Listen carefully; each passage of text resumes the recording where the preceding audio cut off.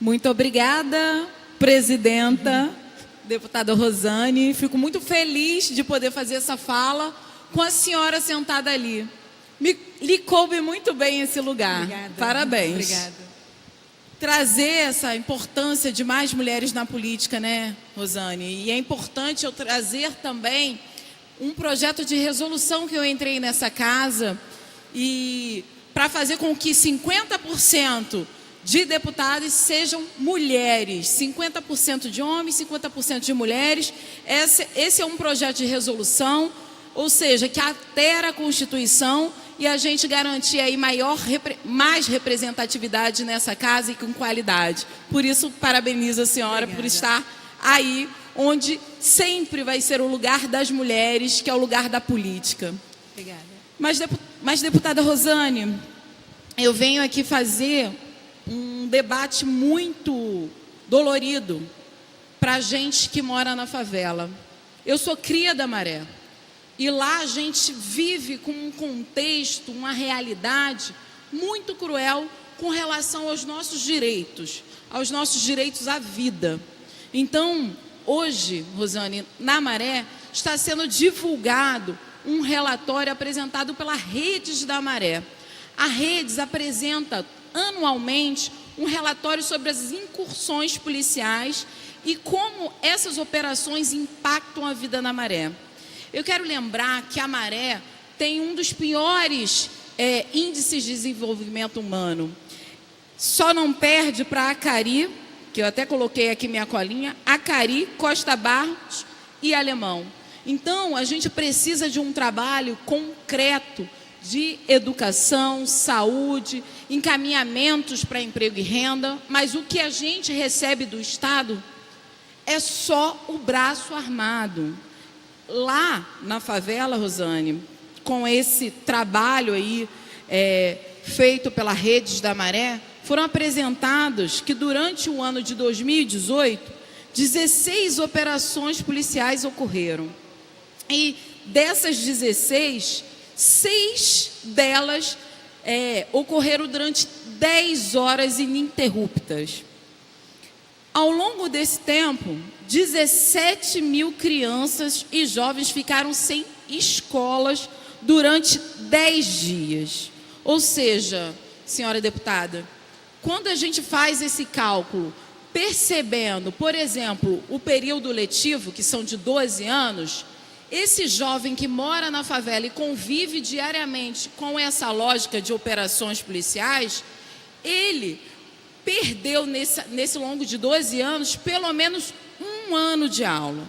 E isso é um dado muito alarmante. Afinal de contas, aonde a gente quer que estejam as nossas crianças? Eu não estou nem falando aqui, Rosane, que esse aluno não teve aulas de português, matemática, se ele teve merenda, que é uma questão muito concreta para quem vive nas favelas. Eu estou dizendo que o próprio Estado impediu que esse aluno fosse até a escola. Então é gravíssimo o que a gente vê nos dias de hoje com as incorrências de operações policiais quase que cotidianas. Então, desses dados, nessas 16 operações policiais que ocorreram no ano passado, aconteceram 24 mortes. Ou seja, uma pessoa morta, pelo menos, a cada operação policial dentro da Maré. E é dessa lógica tão cruel, agora mesmo estava ali mexendo no meu celular, porque eu conversava com a família da Jennifer, que foi assassinada ali em Triagem, numa lógica que ainda não se teve uma investigação para saber se foi de fato uma operação policial ou não, mas o que de fato me deixa muito chocada é que essa mesma mãe hoje está fazendo a missa de 7º dia da sua filha. Foi nessas mesmas operações que ocorreram no ano passado na Maré que Marcos Vinícius morreu a caminho da escola. Foram em uma dessas operações que ocorreram nos outros anos que se passaram, que Maria Eduarda morreu dentro da escola. Então a gente tem uma lógica de retirada de direitos que é sério. A gente está vendo a nossa juventude morrendo. Então, quando eu trago para você que dentro da Maré, né, que possui 16 favelas, a Maré está ali entrecortada das principais vias da cidade, como a Avenida Brasil, as linhas vermelha e amarela, ou seja, é um espaço importante para a gente dar uma valorização, um Estado que tenha o Estado como promotor de direitos e não de retirada de direitos. Então, pelo menos aí a gente vê nos nossos dados aqui, pelo menos 30 mil dessa população de 140 mil habitantes são jovens com idades até de 18 anos. Ou seja, a gente tem uma população muito jovem que está nessas escolas, mas que o Estado impede que ela chegue à escola, ou que esse jovem ou que essa criança seja assassinado ali numa lógica que é de confronto. Então, olhar para o que isso significa é muito desgastante, porque a gente acaba vivendo num Rio de Janeiro onde a segurança pública virou espetáculo, virou megas operações policiais que viram mega eventos para a mídia. Então, o que a gente está vivendo é muito preocupante. A gente precisa, por exemplo, resgatar esse boletim feito com muita competência e responsabilidade pela Redes da Maré, para dizer que esse boletim ele é a prova cabal que antecipa o fracasso previsível do governo Witzel. E não é à toa. Esse caso o governo insista nessa irracionalidade de guerra, de confronto, a gente vai continuar tendo esse déficit escolar dessas crianças que hoje a gente vê que o governo simplesmente disse que não tem vagas para atendê-las. Então, é sério, o governo Witzel ele acaba perpetuando a irracionalidade dessa guerra. Então, é um programa que não tem qualquer produção de plano de redução da violência no Rio de Janeiro. E ele tem uma promessa que é ainda mais absurda, que é o de mirar na cabecinha e abater um suposto criminoso com um suposto fuzil.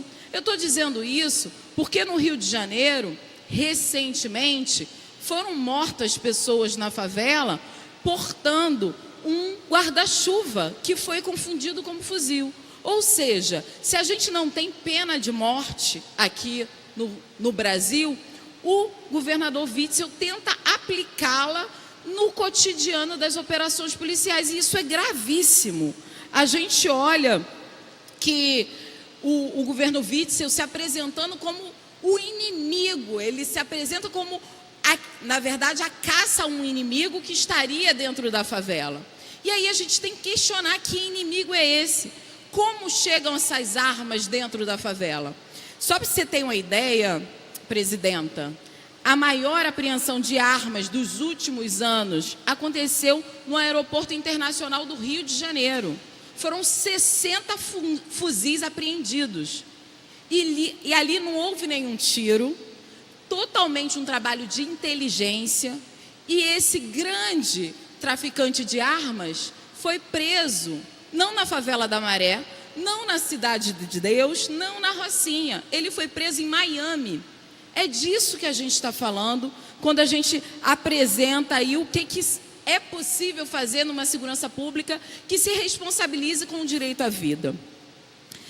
Então, a gente não tem planejamento, a gente não tem inteligência, e é com respeito, e o respeito à dignidade humana, na verdade, falta nessa política que nos surpreende muito, por exemplo, esse mirar na cabecinha, entendendo que o Witzel, né, ele foi eleito por um partido cristão.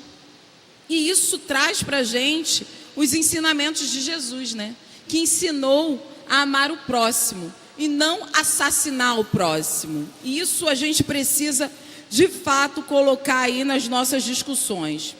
Agora, a gente precisa falar dessa alta letalidade da polícia. No ano passado, dados do ISP, né, Instituto de Segurança Pública apresentou que durante as operações policiais no Rio de Janeiro foram mortas 1.532 pessoas. Isso é grave, isso é sério. E isso é resultado de uma ação politicamente orientada pelo desprezo à vida. É isso que vemos. O problema da violência urbana no Brasil não está na favela. A gente tem dito isso constantemente. Mas na falta de coordenação política entre as agências policiais, as forças de segurança dos 3 níveis de governo, estou falando de Estado, estou falando federal, estou falando de município também se comprometendo, falta de governança e de direcionamento estratégico de curto, médio e longo prazo. Ou seja, falta uma política de segurança. Então, hoje a gente acorda com um debate todo nas redes sociais do que aconteceu na Cidade de Deus, por exemplo. Tiros vindo de helicópteros, na mesma lógica do abater o inimigo, ou esse suposto inimigo.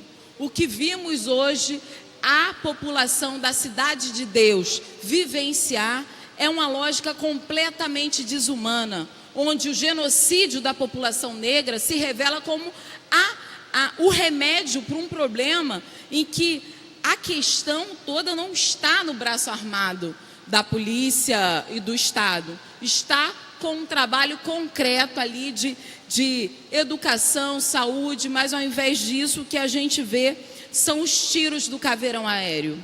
Isso é gravíssimo, isso se apresenta como a política concreta de genocídio. Então, a gente precisa lembrar que nós temos a polícia que mais mata e que mais morre, e o Estado precisa se responsabilizar sobre essas mortes. A desigualdade social não é destino, não é vontade de Deus, é opção política. Então, a opção política do governo Witzel é matar e não cuidar para que as pessoas vivam dignamente na favela. Muito obrigada, presidenta.